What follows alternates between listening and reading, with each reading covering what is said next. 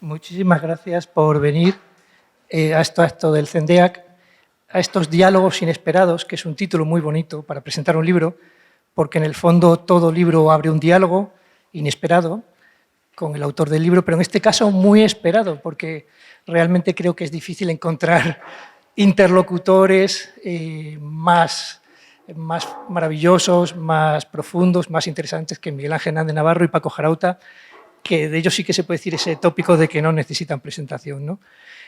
Bueno, es un placer también contar hoy aquí con la presencia del director del General del ICA, Manuel Cebrián, que, bueno, que va a hacer unas palabras para dirigir el acto y entramos directamente luego en materia de este libro que ya os digo que, bueno, que obviamente CENDEAC, como sabéis todos, y aquí viene el minuto de la publicidad, es una biblioteca donde estará el libro, es una editorial, en fin, digamos que el libro es parte de nuestro ADN, porque bueno, Miguel Ángel fue uno de los fundadores del centro, el libro es lo que pervive, el libro es lo que queda, y cuando todos estemos ya como las momias de Tutankamón, el libro seguirá hablando por nosotros y generando esos diálogos inesperados entre el más allá y el más acá. Bueno, os dejo ahora ya con Manuel Cebrián, el director general, y muchísimas gracias por venir. Bueno, dar las gracias sobre todo porque Javier me comenta siempre las distintas iniciativas y la verdad que es muy interesante siempre tener el caso, darte las gracias, Silvia, por pensar también siempre en la institución para poder presentar este libro, a Francisco, a Miguel Ángel y sobre todo pues dar las gracias a todos ustedes, pero más y menos sobre todo resaltar el trabajo que se hace del CENDEAC, que creo que es súper importante, y el interés especialmente del Gobierno por parte de seguir apoyando este tipo de iniciativas y tener la oportunidad de ver pues, a estas personas cuya trayectoria todos conocen y escucharlas, que es lo más importante. Así que simplemente con estas palabras de agradecimiento especialmente a ellos y en especial a la autora del libro, a Silvia. Muchas gracias.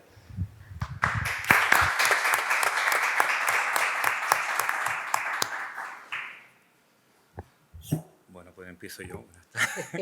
Buenas tardes. Como estamos entre amigos, yo creo que esto nos conocemos todos y nada, buenas tardes.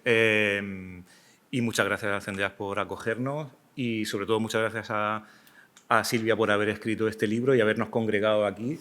La verdad es que me hace una ilusión especial por muchísimos motivos, ¿no? Por compartir mesa o mesas contigo y con, bueno, para mí, el profesor que me transformó y que, bueno, me hizo que pensar en muchas cosas de las que pienso actualmente y que de algún modo, bueno, me hizo caminar hacia un lugar del que estoy muy contento y que, bueno, me hace feliz cada vez que comparto espacio con Francisco Jarauta, ¿no?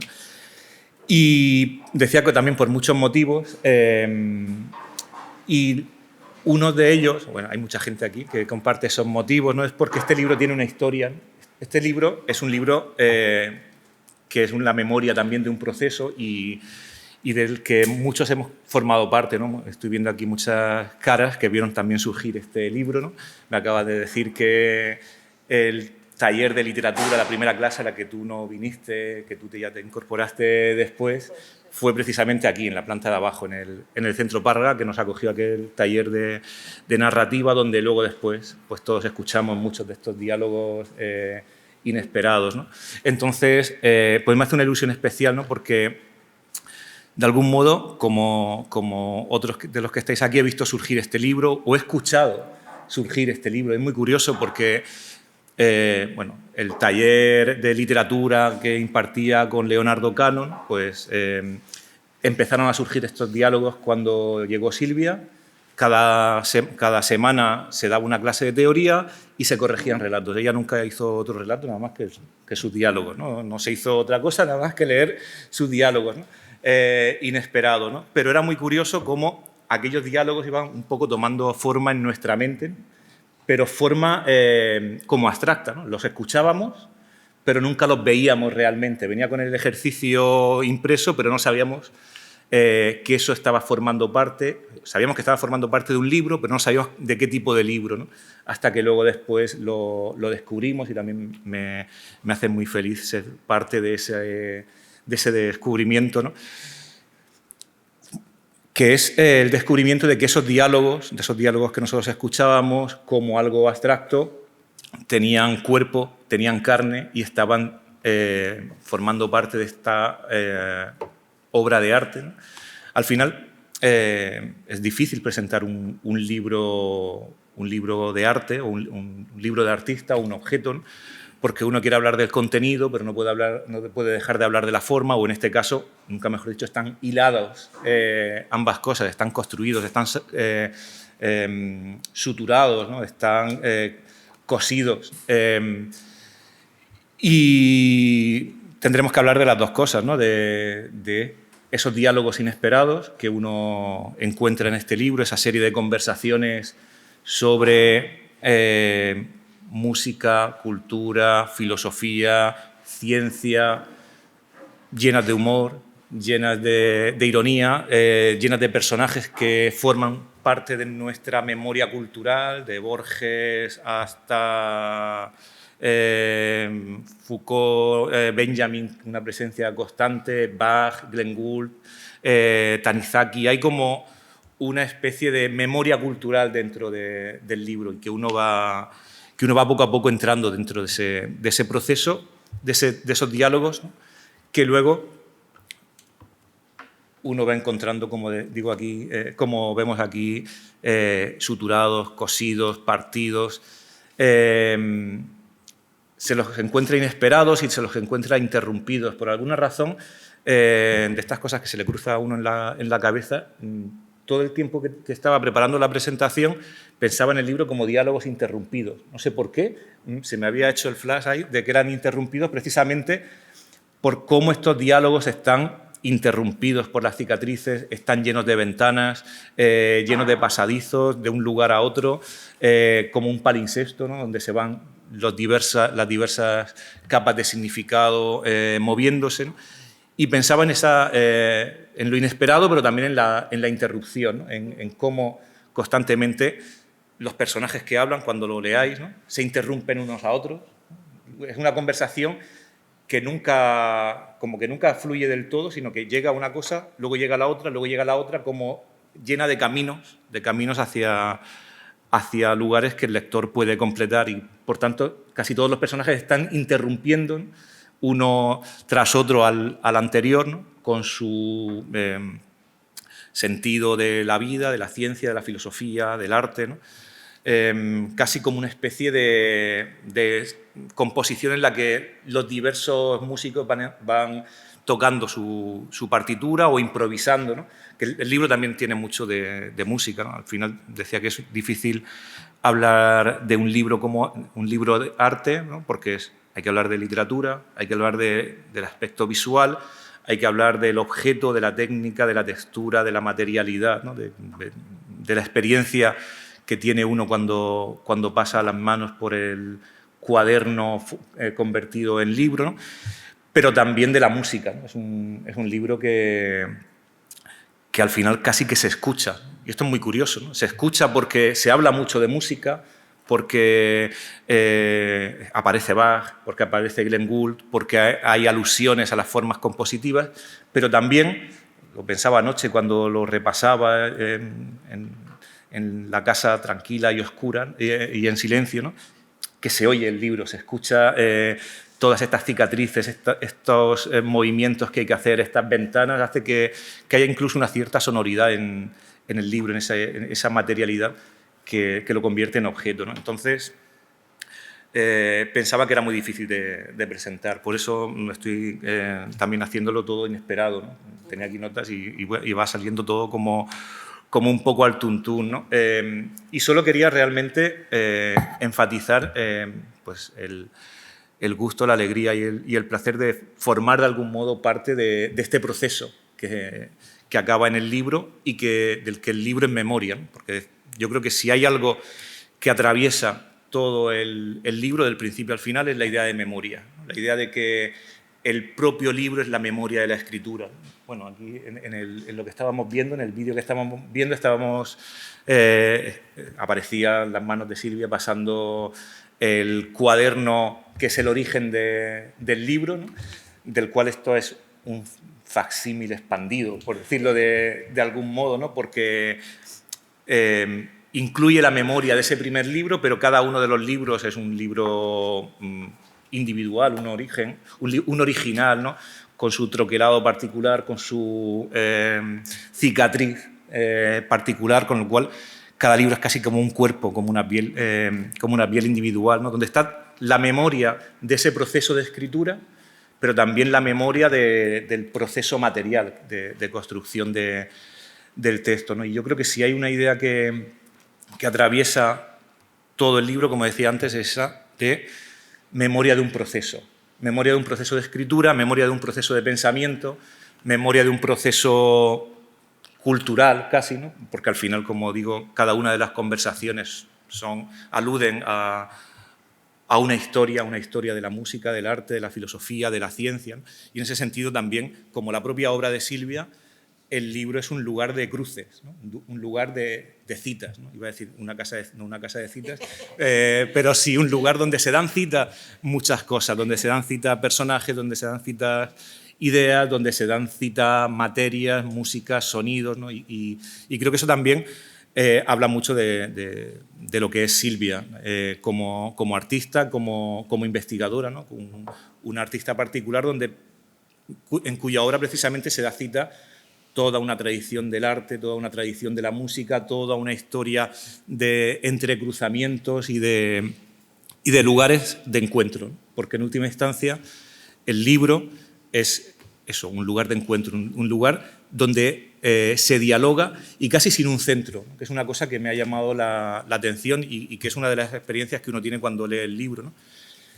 Que el libro va moviéndose constantemente, no hay un centro en torno al que se articula todo, sino que es un libro móvil, donde las cicatrices están en las esquinas, donde las ventanas, pasando de una página a otra, se mueven, a veces están en el centro, a veces están en el lado de la página, donde todo está trazado, movido, donde hay huellas del proceso anterior, donde hay intervenciones, ¿no? Donde todo es móvil, de algún modo, ¿no? Aparece aquí lo líquido, ¿no? Pues este libro es un libro líquido en el sentido en el que todo fluye, ¿no? En el que todo está unido casi sin ningún centro, ¿no? Un libro casi como las plantas radicantes, ¿no? Como las hiedras que van creando su propia estructura a medida que lo va uno leyendo, ¿no? Donde incluso el texto se va adaptando a la página como un rizoma, ¿no? Aquí utiliza constantemente la figura de Deleuze y el rizoma, ¿no? Y creo que el libro también funciona de algún modo como eso, ¿no? Como memoria, como proceso, como un espacio fluido y como un espacio suturado, ¿no? También, si algo está en todo el libro, y estamos viendo a Silvia aquí haciendo cicatrices en su cuaderno, ¿no? Es también precisamente la idea de sutura, la idea de cicatriz, pero de cicatriz como algo bello, ¿no?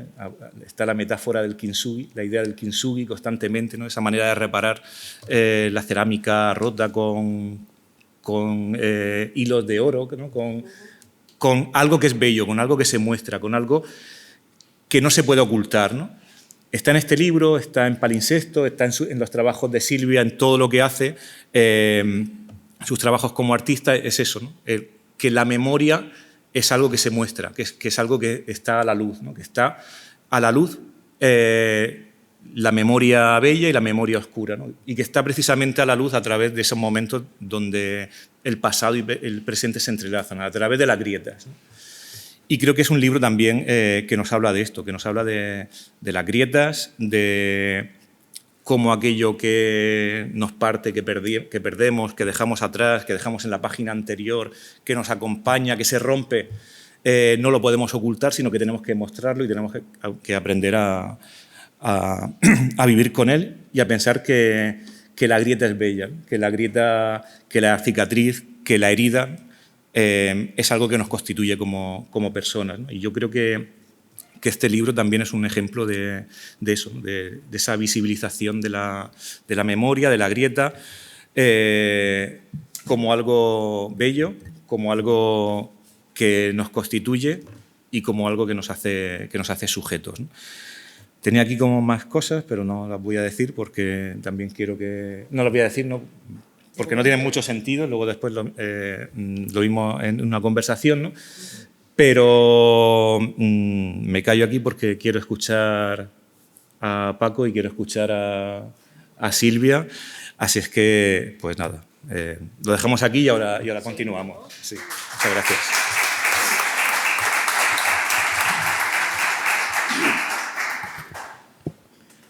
¿Qué tal? Buenas tardes. No hubiera estado mal que continuaras hablando. Yo prefería escuchar. Al oírte, y era como un ritornello, recordaba el final de un seminario de Beuys en la Nationalgalerie, en la Neue Nationalgalerie de Berlín. El resumen de aquel seminario en los bajos del museo era en torno a un concepto que sería muy articulable en el contexto de tu conversación y, por supuesto, del libro de Silvia. ¿Qué escritura es hoy posible? Había cambiado el tercio y a la categórica afirmación de Adorno cuando venía a decir que después de la catástrofe que fue la Segunda Guerra, ni la poesía ni la filosofía eran todavía posibles. La discontinuidad se observaba más cuando la reflexión de Adorno era directamente confrontable con el pensamiento de Heidegger en el famoso escrito Wozu Dichter in dürftiger Zeit, para que poetas en tiempo de precariedad. Pero Beuys, más cercano al pensamiento mágico y por otra parte paradójicamente más laico, se preguntaba que qué escritura era posible y haciendo un giro, un tropo típico suyo, decía «Schaumen mich deine Blessure». El principio de la escritura es «Muéstrame, schauen mich, deine Blessure». Muéstrame tu herida. El que no tenga herida no puede escribir. Se escribe cuando y en aquel momento en el que somos conscientes de nuestra blessure. Es una idea al límite freudiana. Cuando Freud plantea que la supuesta unidad ha naufragado y estamos recorridos por lo que él llama eine Spaltung, una separación, una blessure, una herida. Y la herida, que al mismo tiempo es un tema permanente en la literatura de Kafka, es el lugar en el que se puede, digamos, recorrer la experiencia de la escritura. A principios de siglo, Mallarmé había mitificado lo que él llamó la page blanche, la página en blanco. Hay un momento epifánico allí cuando la página en blanco espera el trazo del escritor. Y cuantas veces él, basta ver los manuscritos de Mallarmé, yo he publicado el libro que vendrá con un prólogo que me costó muchas dudas. Normalmente trazaba una línea diagonal que era como, no, este texto no responde a la gravedad de la situación y a la exigencia de tal experiencia. Pero Kafka, precisamente los textos del 4956, cuando escribe ese maravilloso pequeño texto que es Beschreibung eines Kampfes, descripción de una batalla, aparece como la inconmensurabilidad del esfuerzo y el resultado. Escribimos. Y en el ejercicio de la escritura es probablemente el momento creativo por definición, par excellence. Un momento irreparable porque a partir de ese momento la escritura se emancipa del mundo. La violencia de toda escritura es que se autonomiza del mundo. Voilà, allí queda el mundo y aquí está la escritura. Y hay algo de ritual, pero sobre todo hay algo de ético. El nivel más alto de la expresión es poder llegar a construir esa elipse en lugar del mundo y que sustituya al mundo. Après moi, les déluges.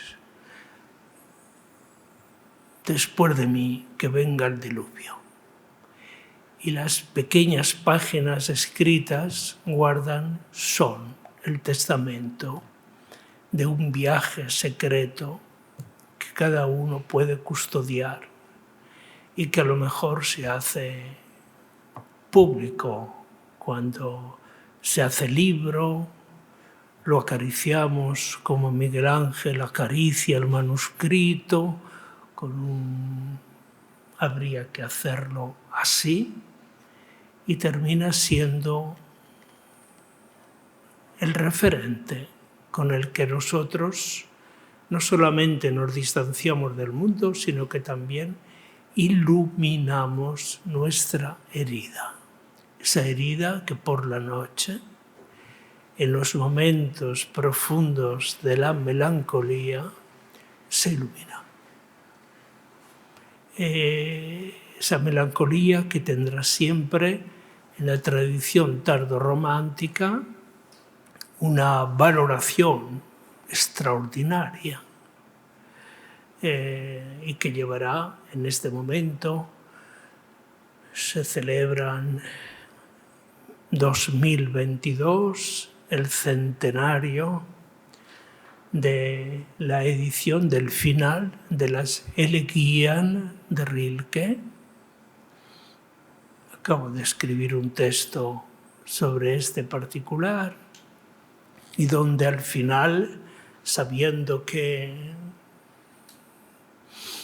tras la Gran Guerra los años 20 fueron enormemente dramáticos, él termina con esa estrofa que siempre me ha golpeado, por fin, el inmenso placer de sentir que aquello que hemos amado profundamente se derrumba.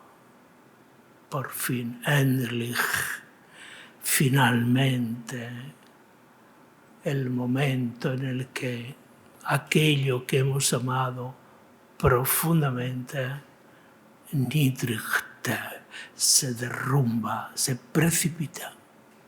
El inmenso placer del derrumbe y que vuelve a cerrar una experiencia que tiene 11 largos años de existencia complicada, pero que al final se curará en ese viaje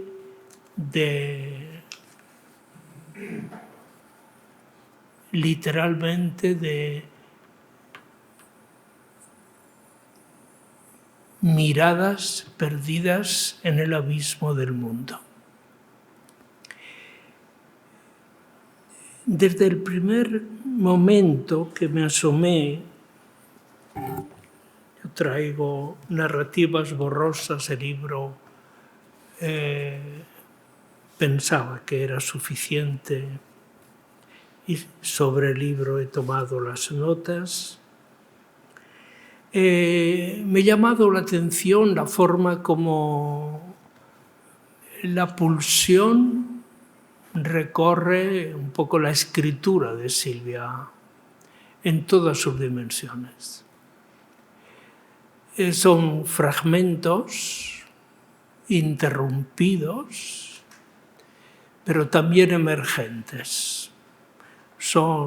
Tienen algo de sacudidas, de nervösa, dice Freud, de nervioso, de gestos nerviosos.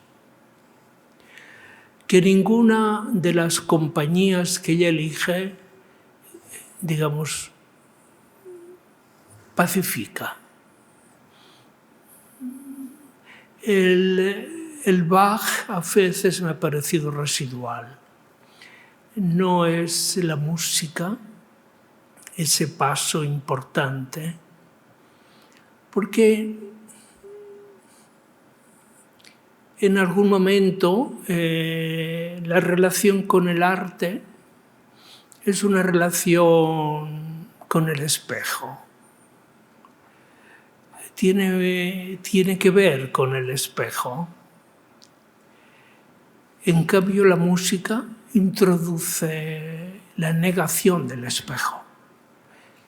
Nietzsche lo había dicho, Rilke lo comentaba, hay Augenmensch, hombres, ojo, mirada, y hombres, mujeres.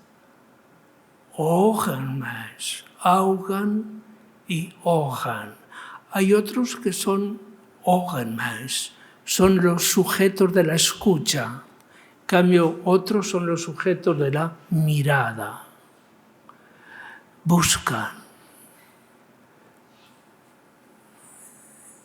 Se detiene. La mirada detiene la figura.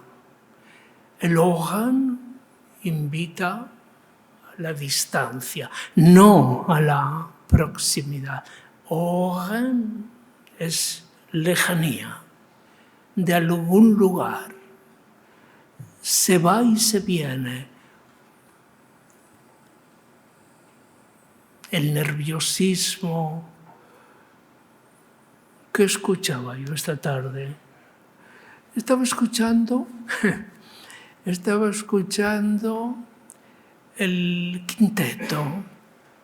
quinteto para clarinete de Mozart. Cuando Mozart muere, sobre su mesa de composición hay 3 manuscritos, 3 partituras. El Requiem, que terminaba en Dies ira, Dies illa. Allí lo termina. No termina ni siquiera esa parte y fueron sus discípulos quienes lo terminan. Aquí en el centro está el quinteto, la última obra terminada de Mozart, y las 5 voces del quinteto. Hay solo un clarinete, los otros son cuerdas. Son las 5 voces últimas del Don Giovanni. Si os habéis entregado al Don Giovanni, seguro que cantáis alguna de esas voces. Habrá muerto Teresa, ha muerto la Berganza. Nadie ha cantado ese final de Don Giovanni como ella, absolutamente nadie. Y está contenido como si hubiera una especie de juego, de complicidad. El Hogarmens nos lleva lejos. La música, entre la música y la presencia está eso que se llamaría el silencio, que tú citabas y que tú traes tantas veces a las páginas de tu trabajo. Es un largo intervalo, el silencio. La mejor relación es la escucha y el silencio. No hay relación posible efectiva entre mirar y silencio. Es otro mundo. En cambio, el Hogan, el escuchar, lleva siempre... Hay como una especie de construcción, pero el silencio en las imágenes extraordinarias de tus espacios artísticos siempre están vacíos de voces y la máquina desarrolla una especie de relación visual que permite imaginarse el texto. Cuando van textos, maravillosas páginas, creo que aquí se podría hacer esta exposición muy bien, en este edificio. Y lo he creído siempre. He creído siempre que una especie de taller funcionaría muy bien. Lo que pasa es que entre esos lugares la relación se construye de acuerdo a una libre composición. Yo tuve la suerte de, durante 4 años, seguí los seminarios de Lévi-Strauss en el Collège de France. Yo la primera vez iba con mucha, comillas, dificultad, vamos a ver, pero me emociona cuando con un dibujo en aquellas pizarras de tiza dice aquello que hacer ciencia social es atreverse a establecer relaciones. Establecer relaciones. Relaciones entre un mito de origen y un tatuaje cadubeo. Ahora, los tatuajes ya quién no los lleva, pero antes las cosas eran distintas. O te introducías en el mundo mágico de las sociedades primitivas, o los únicos que podían llevar un tatuaje eran los que habían atravesado el estrecho de Magallanes. Y cuando pasaban delante del almirantazgo en Londres, hasta los máximos oficiales tenían que saludar a los del tatuaje. Ahora ya se ha democratizado, es casi una parte de la cultura ornamental nuestra. En ese momento, cada pequeño resto, ese ejemplo que os pongo de Lévi-Strauss, podría contraponerlo, he sido testigo, y no me consideréis un fantasioso, pero he asistido a alguno de los seminarios de Lacan en la Sorbona y lo he visto llegar a la escalinata de la Sorbona con un gran abrigo hasta los pies de Astracán y 2 galgos rusos en la mano. ¿quién de nosotros? Tú estás a tiempo, pero entrar en la Sorbonne vestido con un gran abrigo de astracán y dos, hacer un gesto muy taurino de quien se quita el abrigo y le entrega. ¡Qué castigo! Le entrega los galgos a Miller, que era su yerno. El yerno de Lacan era el que custodiaba los galgos rusos mientras él. Y mientras la sala no cabía un alfiler, él escribía el famoso teorema de la S mayúscula barra S pequeña. Y con un gesto de Diamond tachaba la S mayor, que era la tesis del significante. La muerte del significante, igual que la muerte del padre. Y entonces el significado no tenía ya dónde anclarse. Y era una especie de vagabondage del significado cuando el significante entraba en la crisis de la tragedia moderna. Hay como una búsqueda de la escritura de nuestro tiempo. Aquí hay personas que tenéis mi reconocimiento, aunque esto no sea lo importante, por vuestro trabajo como escritores.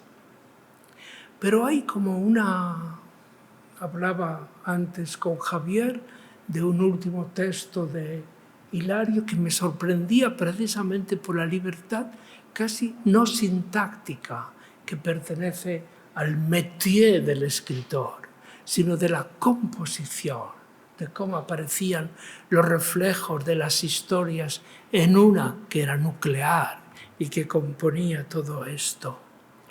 Hoy estamos en un territorio inundado, saturado. Es muy difícil el silencio de esa escritura, porque como es difícil esa poesía, esa Dichtung, como es difícil el trabajo filosófico. Es como, somos como receptores de flujos de comunicación infinitos que interponen, llaman a la puerta, concitan, nos informan. Estamos apenas en el comienzo de una civilización y pronto y a corto plazo, lo dicen los grandes informes de las grandes corporations de cómo serán las sociedades del futuro, en el futuro todo será communication, communication and communication. Estaremos saturados de comunicación. Por eso esa sugerencia boyciana de muéstrame tu herida es como recondúceme a ese espacio de lo oculto, de lo tachado. Nadie de nosotros puede decir que no tiene heridas. Hay heridas más silenciosas que otras, pero en cualquier caso aparecen como un lugar que ilumina nuestra propia vida. Cuando en la página 63 hace referencia 1993, 68, 78, 90, a Karlsruhe, al ZKM, uno de los lugares que de lejos también podrías exponer ese trabajo. En el ZKM son espacios perfectos. Yo lo haría primero en el CENDEAC y luego en el Karlsruhe, en el ZKM. Sería como un espacio en pequeña escala. Estas salas de arriba me gustan mucho, la de arriba también me gusta mucho, tienen una poética desnuda y el objeto en su escala puede dialogar perfectamente. Y allí a principios de los 80, Peter Weibel, ya lo he conocido mucho, ahora voy a finales de mes al seminario del Max Planck Institute a Viena y lo veré. Él quería saber qué cosas pasan. Le hubiera hecho mucha ilusión ser director del Centro de Creación Contemporánea de Córdoba. Córdoba no tiene que ver nada con Karlsruhe, pero querría haber sido y desarrollar un espacio musical que Karlsruhe no pudo, porque no podía competir con Freiburg, que tiene el verdadero espacio musical, experimental del mundo actual. Pero él decía eso y ahora que no lo consiguió, su crisis, su patología cardíaca, que escribe aquel libro bellísimo, Digitalisches Sein, el ser digital, donde establece las coordenadas de una apertura maravillosa en todos los campos de la nueva escritura. Allí hoy quizás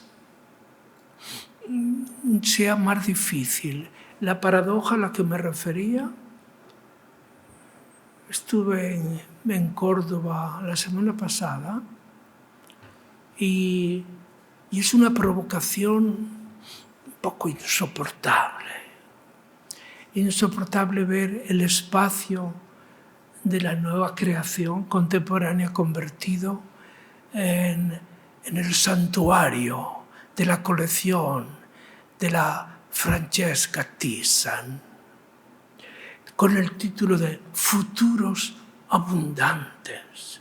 Yo estuve a punto de lanzar un molotov sobre esos futuros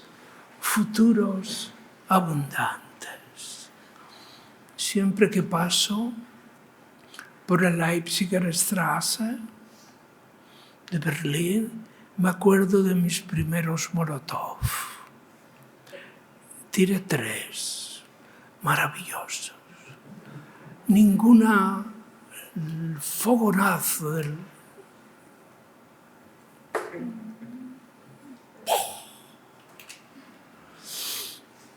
En aquel momento, en las manifestaciones de Berlín, solo se gritaba un solo tema. Ho, ho, Ho Chi Minh, ho, ho, Ho Chi Minh. Hasta aquí se sigue oyendo. Ho, ho, Ho Chi Minh. Era la guerra de Vietnam en su última fase. Había una espectacular reacción. Yo, estudiante en la Freie Universität, cuando veía aquello, era como construir precisamente esa música. Y lo mejor es que si tú habías decidido probar qué tal el molotov, había que elegir un destino. Yo, sin pensarlo, iba contra el edificio de la IBM en la Leipziger Straße, de la IBM. Aparece la narración. Eso que tú haces tan extraordinariamente. No solo tú, él también. Y comienza esa historia del contenido de una biografía del sujeto de la escritura, que es un dispositivo que se abre.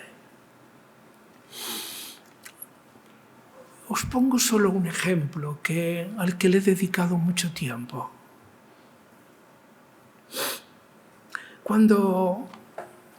¿Quién no es flaubertiano? Miguel Ángel.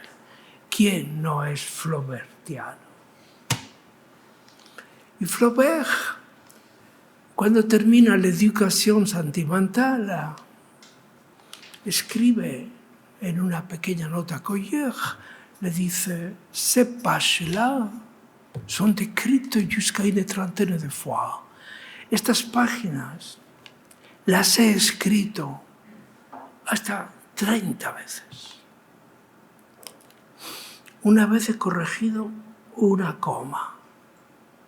Ya sabe que cuando hay una coma, se respira. Si eres buen lector. Tú no te puedes comer las comas. Se respira. Si es un punto y coma, la respiración es más lenta. Y si es punto, se hace una pausa. Y aquel que lea l'Éducation sentimentale debe sentir que esta es su verdadera historia, su educación sentimental. Flaubert, escribiendo hasta 30 veces la misma página, y en su opuesto, Robert Musil, escribiendo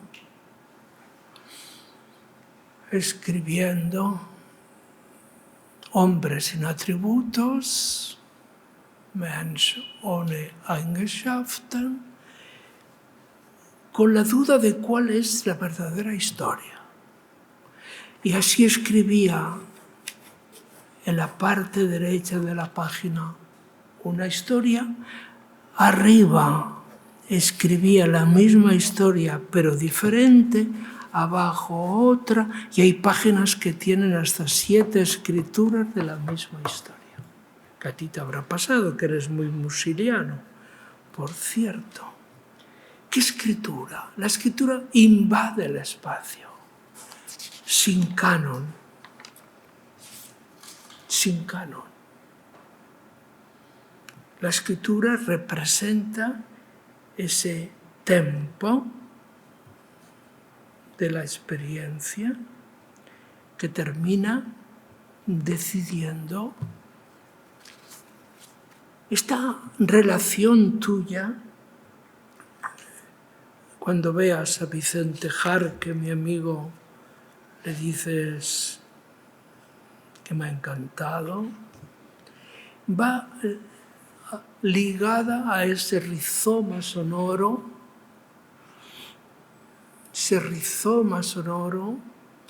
que ocupa los lugares silenciosos sobre los que nosotros nos apoyamos. Vacío, resiliencia, mensaje en una botella. Hay una forma poética tuya que me emociona. Hay una forma de citarte con esos lugares e intervalos que producen una especie de trabajo intelectual que es muy propio de algunos minimalistas americanos. A veces el texto lo evitan, pero el objeto se multiplica en su presencia-ausencia. Me imagino tus relaciones.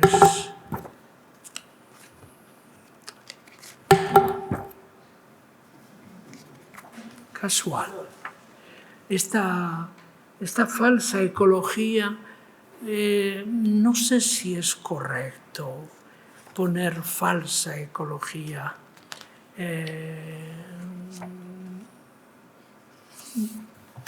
Porque casi todo es falso.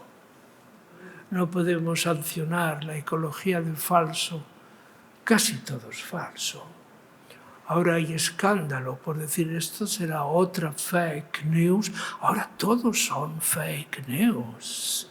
Y cuando la communication invada la civilización, todo será. ¿Pero qué pretende usted? ¿De qué verdad habla? El rigor es el de Wittgenstein.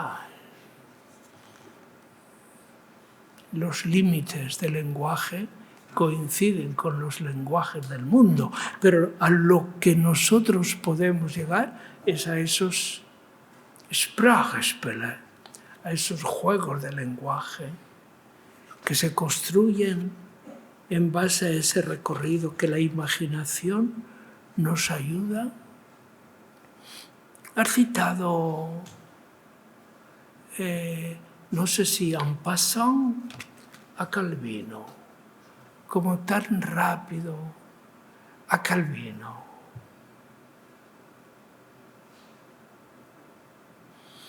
El año 82, en Sevilla, se monta un seminario sobre lo fantástico.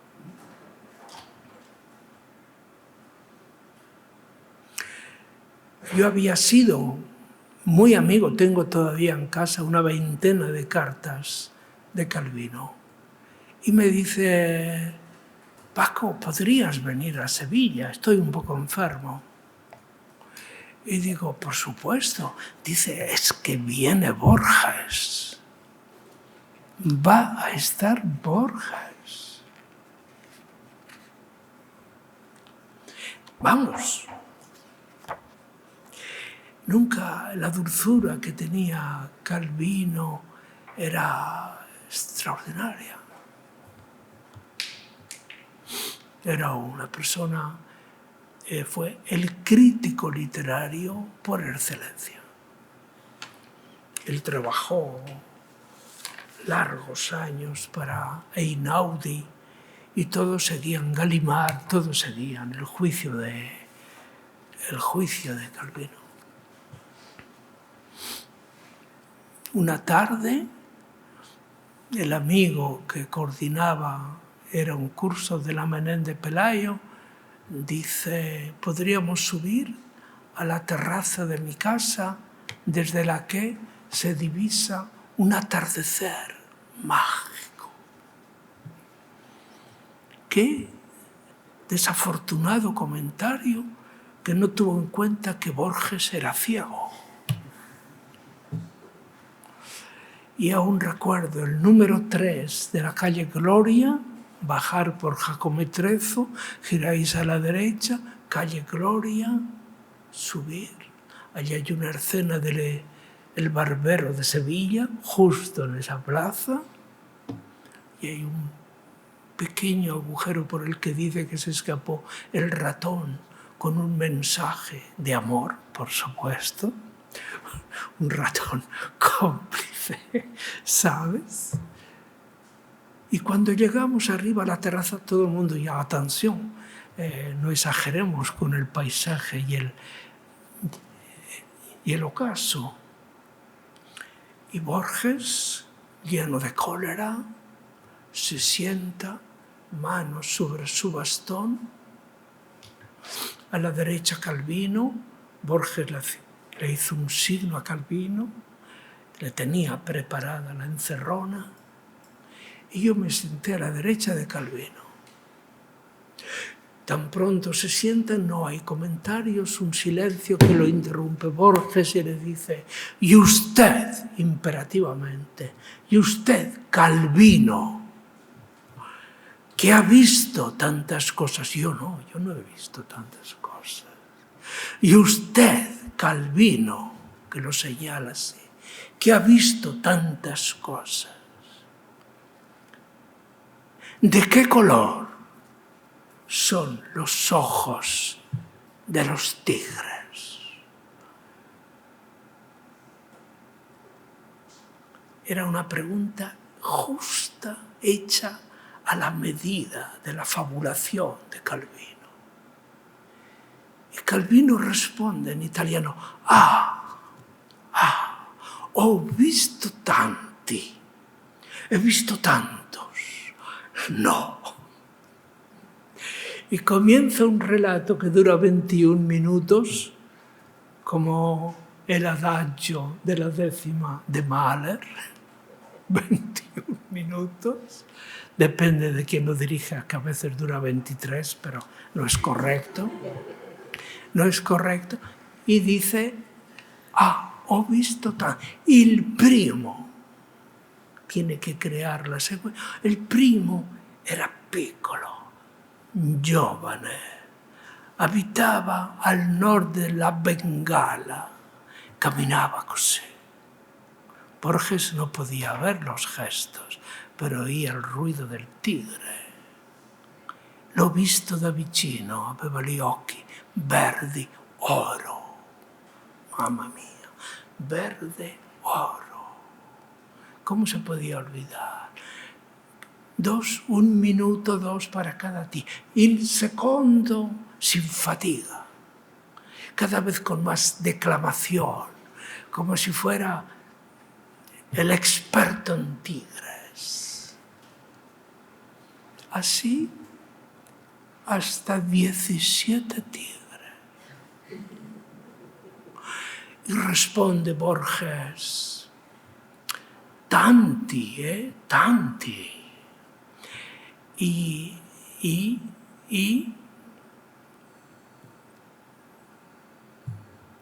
me da un pisotón que todavía me duele. Calvino, tan elegante, tan gentleman, tan todo, pisotón que me hizo ver las nubes y me dice, ce l'hai fatta, lo he conseguido. Es decir, hoy he sobrevivido a Borges. En un desayuno hice esta foto, que es un regalo. Ábrelo, muéstraselo a los amigos. En el desayuno del Alfonso XIII de Sevilla,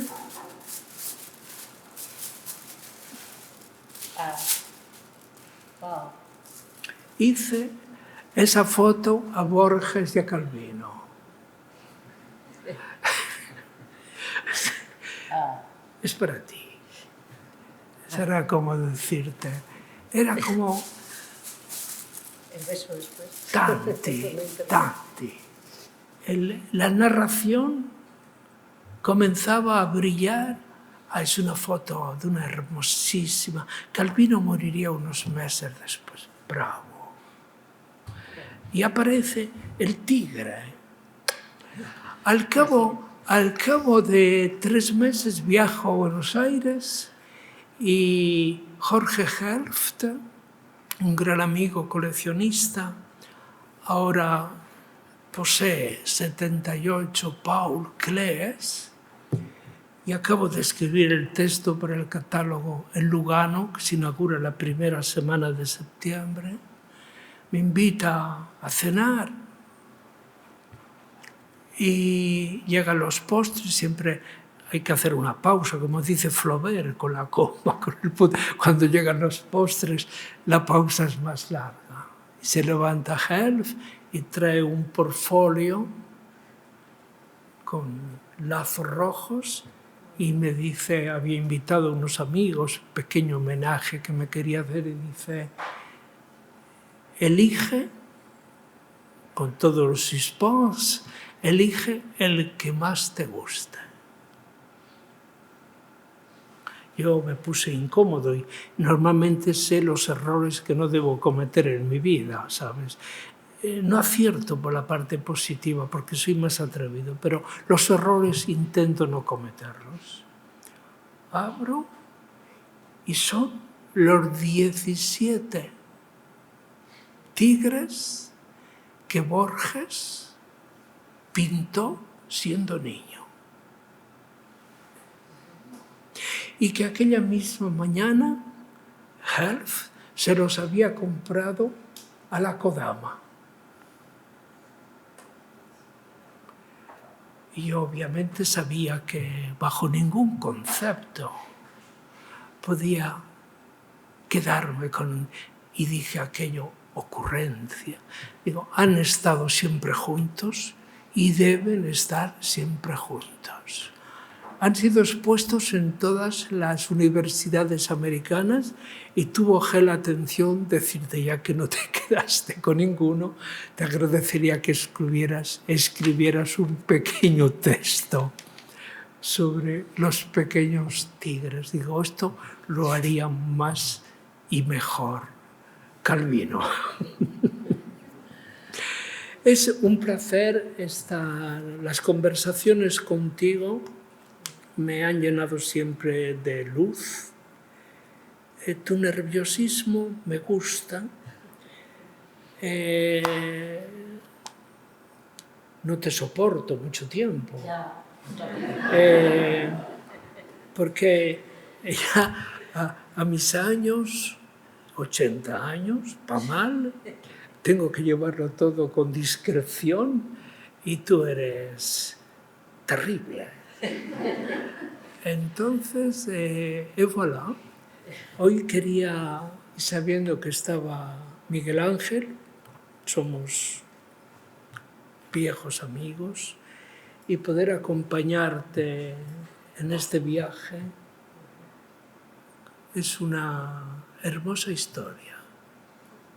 Me he encontrado antes que casi me venía abajo con Francesca y María José y he llegado con buen pie. Y aquí tantos amigos y nuevos amigos, pues Javier, un placer acompañarte y a lo mejor los diálogos inesperados. El mío es un epílogo por lo de inesperado. Muchas gracias. Muchas gracias.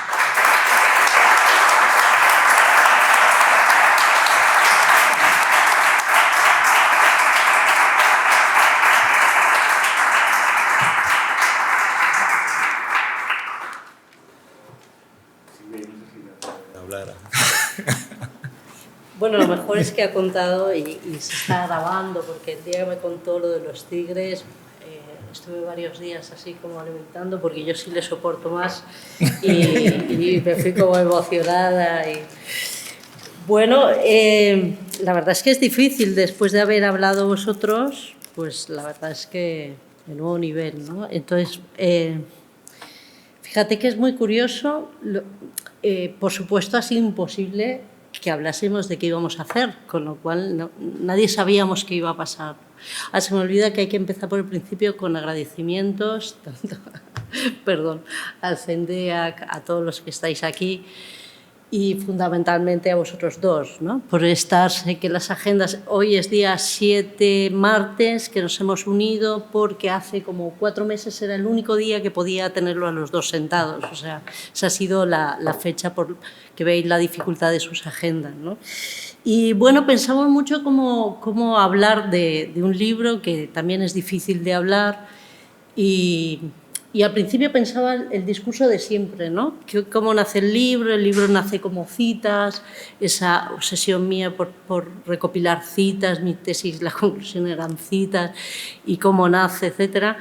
Y creo que has iniciado una parte, tú, de esos orígenes, ¿no? Que yo conozco justo aquí a mi familia, porque no los considero amigos, son mi familia y es uno de los primeros regalos que me dio este libro.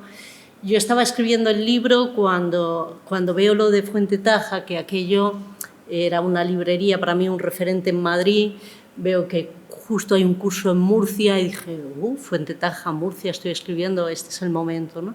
Porque creo que hay unas sincronicidades ahí que son importantes y que ocurren y es lo que me lleva allí, ¿no? Y de hecho yo me acuerdo que la primera clase que yo estaba ahí como diciendo dónde me he metido, dijeron que había que escribir sobre el espacio y dije, madre mía, ¿yo qué hago si estoy escribiendo un libro donde digo que el espacio no existe, ¿no? Y que no se puede definir, ¿no? Y ahí nace esa segunda parte que yo creo que también hay un corte ahí. Pero cuando he vuelto a leer el libro para ver qué hacíamos hoy, porque yo digo, ¿y qué hacemos hoy, no? La verdad es que el libro tiene 5 años desde que lo escribo, porque entre que se edita, no se edita y luego la pandemia que no nos permite presentarlo. Y sorprendentemente, la primera cita del libro es sobre Pascal Quignard, Yo tengo un vicio, hay quien se compra bolsos y yo los bolsos no soy muy de bolsos, pero sí que tengo un vicio, lo tenía porque ahora como tengo tal atasco de lecturas ya no lo puedo hacer mucho, que es perderme en librerías. Paseo y cuando un libro me atrae, lo abro al azar, leo un trozo y si ese trozo me atrae, me lo llevo. Y ese atrape fue con Pascal Quignard, ¿no? Sus tratados están publicados en un libro con lo que empezó, que es Caída, una tinta china, una huella, una expulsión de tinta. Y bueno, vi aquello, inmediatamente cogí el volumen, lo abrí y dije, ¡wala! Esto se viene conmigo, ¿no? Y cuando estaba con aquel proyecto de citas que había sido iniciado como una propuesta de teatro, con una aplicación y demás que no podía recuperar, bueno, una cosa que no viene al caso, me encontré esa cita de Quignard y hoy, cuando lo he leído, estos días, digo, ¿qué hablo del libro? Me he dado cuenta que era más reveladora de lo que yo pensé cuando la escribí. O sea, me he dado cuenta que realmente al principio del libro digo lo que es el libro. Y justo de lo que habéis hablado es de eso, ¿no? Del silencio, de la huella, de lo que dice Deleuze, ¿no? Que escribir es cartografiar, deslindar los futuros parajes, ¿no? Y ahí es un poco este libro, ¿no? Sí que es verdad que es muy difícil de hablar de él, porque creo que, como dice Pascal Quignard, el habla entorpece y tapa lo que es ese silencio que necesita la escritura, pero de hecho él dice, nunca le hago preguntas al silencio, no interrogo a lo otro del lenguaje. Y ese es un lugar que yo creo que es la forma como se ha construido el libro. Sí decir siempre, porque es una pelea que tengo ahora que he colaborado con Frank J. Insa, que hicimos como un diálogo entre sus poesías y unas kintsugis que había hecho. Decía, por favor, no digas nunca ilustración, ¿no? Esta es una pelea de... El libro se construye, para mí, es absolutamente musical. Me acuerdo que decía, Andrés, ¿qué haces, Fran? Y dice, estoy escuchando el libro de Silvia, ¿no? Y que también lo has mencionado, porque es tan importante el momento de lo que escribo, lo que sucede, la mancha, la maquetación, el espacio, ¿no? Todo se forma de la misma manera. Y la verdad es que escuchándos un poco, yo creo que casi sería más bien, puesto que es un libro que podemos entrar en muchos lugares para... ¿Tienes sonado mejor? Esto. Tu ritmo era... Creo que es el otro papel. Funciona mejor el otro papel. Este es muy... bueno. No sé, he apuntado cosas vuestras porque quizás sería a lo mejor por donde podríamos bifurcar o navegar o pasear y después no sé si la gente quisiera decir, ¿no?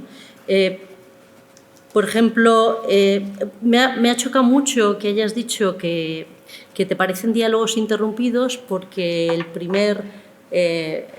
cuando empecé en la parte de software, ¿no? Cuando empecé como teatro, haciendo diálogos con citas y demás, se llamaba diálogos interrumpidos, ¿no? O sea que es curioso. Luego ya en el manuscrito, que es el libro que luego he pasado aquí, es cuando se pasa a llamar diálogos inesperados, ¿no? Es que se me ha pegado, ¿eh? Se me ha pegado. Aparte de troquelar y estabas escuchando y... Ah, sí, claro. Esta es la forma de escuchar. Es que soy muy dispersa, entonces este era mi guión para saber lo que habéis hecho, ¿no? Y de hecho, de cosas que me acordaba, porque mira, escucha, ya lo he mencionado, y estaba, ¿no? Por ejemplo, otra de las cosas que sí que no... Hay una cosa que hay como...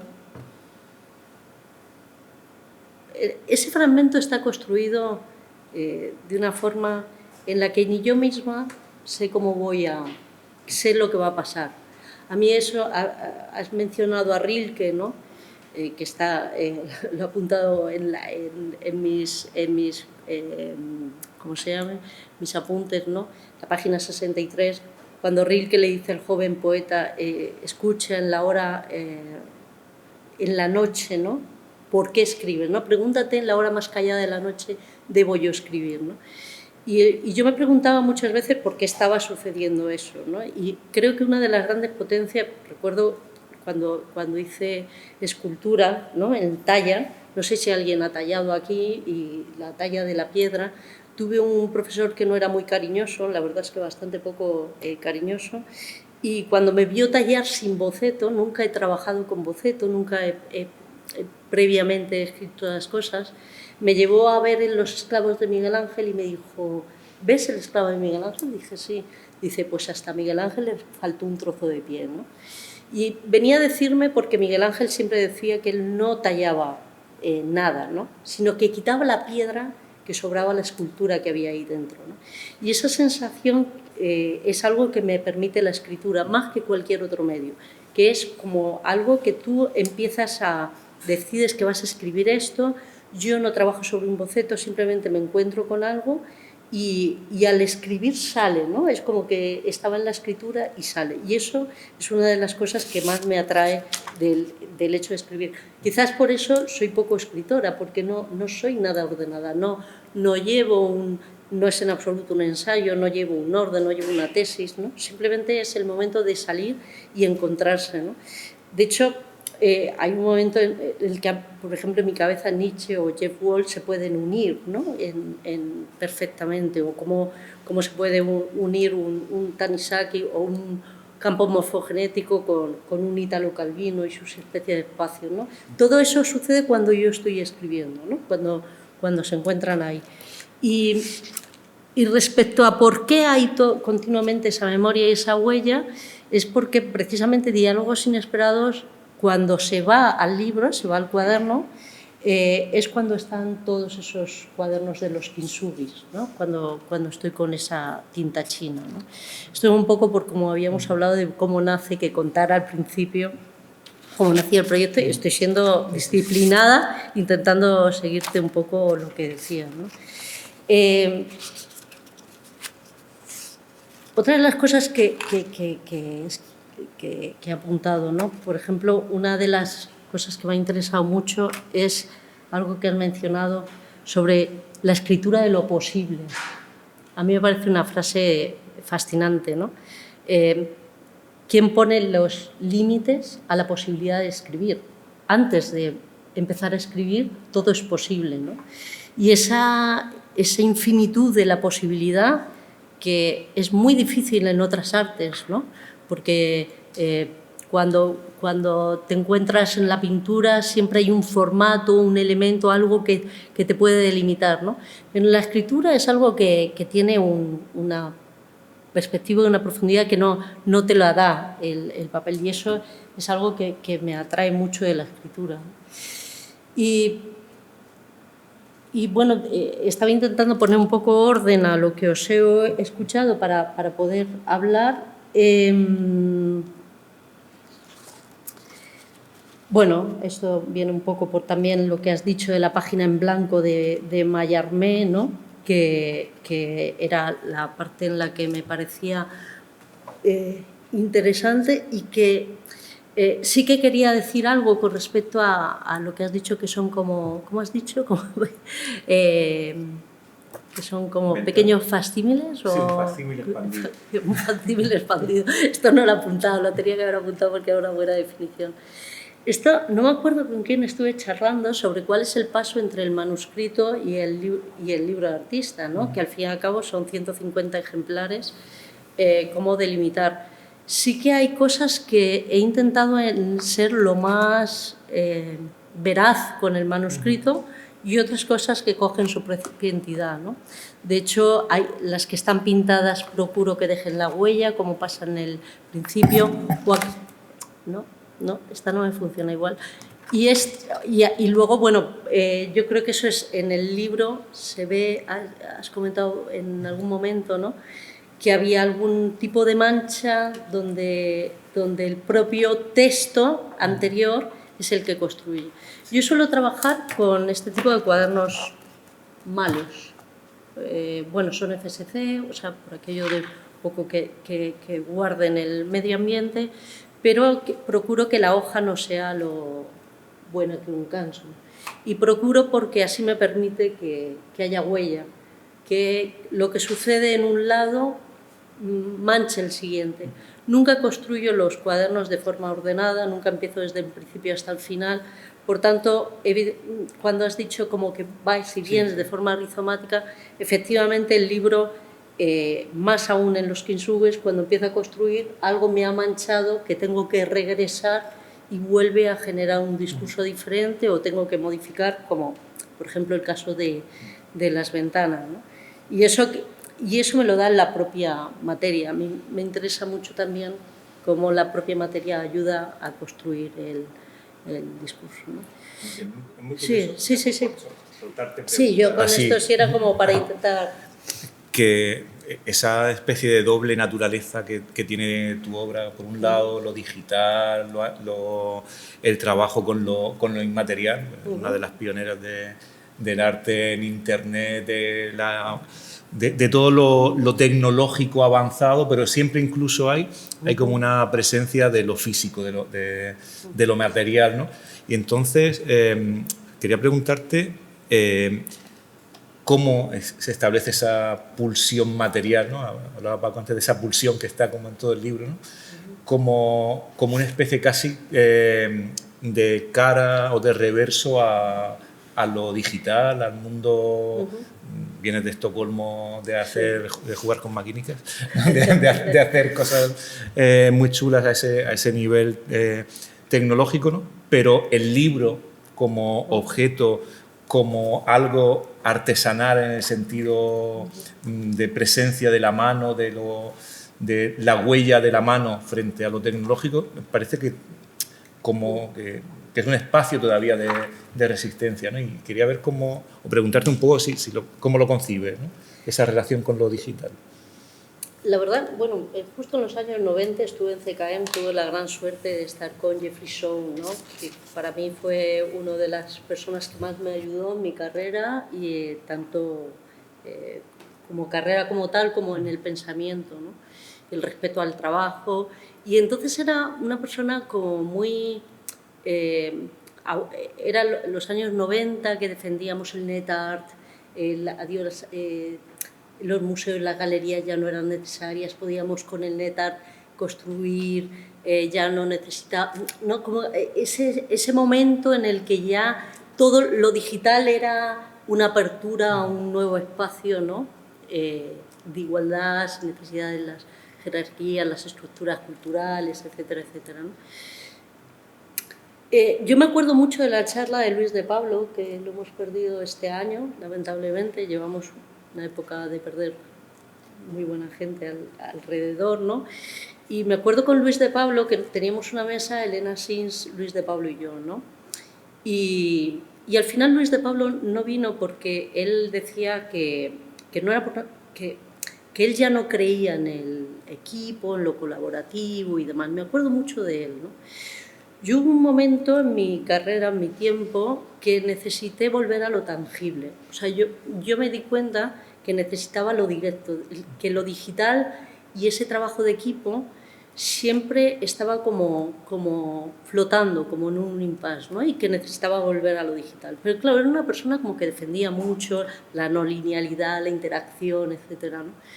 Cuando yo empecé con los kintsugis, que empecé como una necesidad de hacer algo tangible en los cuadernos y demás, sí que me di cuenta que mi forma de trabajar lo digital lo estaba plasmando con una tinta china y con un hilo y con un cúter, ¿no? Porque no había una lectura lineal. De hecho, por ejemplo, en la página, creo, la 12 o la 14, está el título, ¿no? El libro está en una caja negra. Creo que fue Diego Marín que me dijo, ¿me puedes mandar una foto? Porque no puedo hacer una foto de tu libro, no se ve, es negro, ¿no? Porque no empieza, el libro no empieza, ¿no? El libro no empieza hasta la página 12. De hecho, por el final está el título del siguiente libro, ¿no? Que es el que más, sobre todo, desarrollé durante el club. O sea, no hay un principio y un final. un poco volviéndonos a Deleuze, ¿no? Hay ese movimiento muy digital, pero llevado a lo material. No sé si eso te contesta, pero sí que hay sus conceptos, pero con la necesidad de hacerlo en lo tangible, ¿no? En tocarlo. No sé. Están ahí los libros también. Bueno, los libros están ahí, ¿Comenta si eso? alguien lo quiere ir, que le garabatea. Está también... Bien, solo decir un poco cuando Gerauta se estaba hablando, narrativas borrosas, un poco solo por contextualizar, hemos hablado antes de la memoria, ¿no? Y de la huella y la herida. Sí que tengo que decir que este libro fue publicado porque me operaron de urgencia, vino mi madre unos meses cuando me operaron, le leí el libro y vio mucha de la obra que no había visto y me hizo prometerle que publicaría el libro y que expondría, ¿no? Ella estaba muy bien, estaba perfecta y meses después falleció, ¿no? Entonces como que me quedó ese juramento y por eso me metí en este tinglao, ¿no? Por eso está publicado, o sea, publiqué Diálogos Inesperados porque se lo prometí a ella, he traído su volumen, el número 4, que a ella le había reservado, y expuse en Madrid porque ella además me dijo, por favor, expone en Madrid, no me hagas venir a Murcia, que hace mucho calor. Y bueno, por eso expuse, ¿no? Narrativas borrosas se construye un poco en esa grieta, en esa herida, justo en pleno duelo, como conoces con Palimpsesto, y bueno, también un poco porque ambas obras, aunque una está escrita después de las otras, pero como que se hilan y construyen ese palimpsesto y esa narrativa, ¿no? Solo por decir, porque se ha hablado también, creo, de narrativa, ¿no? Nada más. Pues lo dejamos entonces aquí. Muchísimas gracias. Muchas gracias. Yo me doy una foto.